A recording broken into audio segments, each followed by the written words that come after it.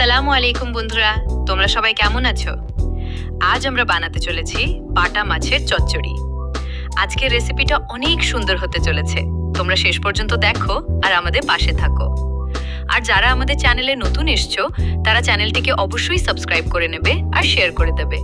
আর আমাদের ভিডিওতে বেশিরভাগ কমেন্ট এসছে মোমোস বানাও, মোমোস বানাও। তাই জন্য আমরা নেক্সট রেসিপি মোমোস নিয়ে আসবো এই ভিডিওতে। আমরা 1K লাইক টার্গেট রেখেছি, তো তোমরা 1K লাইক কমপ্লিট করে দিবে।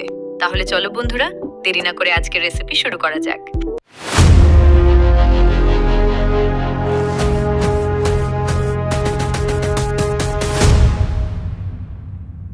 তো সর্বপ্রথম আমার একটা কড়াই নিয়ে নেব।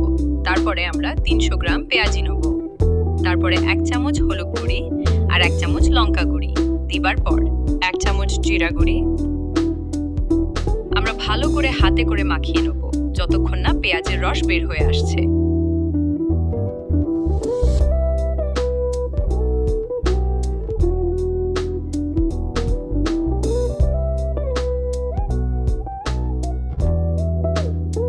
যখন দেখব আমরা পেঁয়াজের রস বার হয়ে যাচ্ছে, তখন আমরা অল্প পরিমাণে সরষে তেল দিয়ে দেব।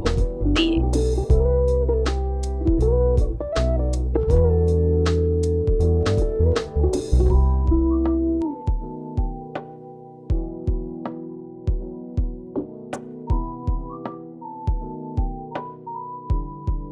আবারও একবার হাতে করে মাখিয়ে নেব।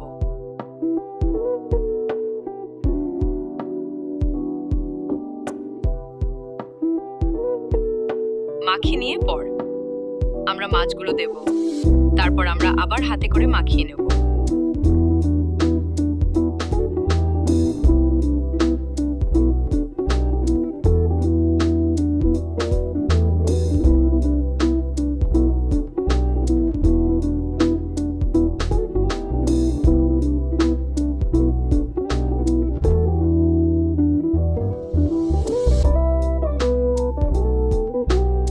তারপরে 1 গ্লাসের মতন জল দেব। দিয়ে আমার সেদ্ধ করতে থাকবো।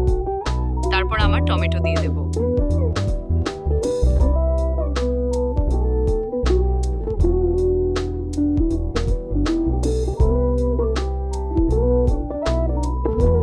টমেটোগুলো গলে যাবার পর আমরা কাঁচা লঙ্কা দেব। দিয়ে কিছুক্ষণ সেদ্ধ করতে থাকবো।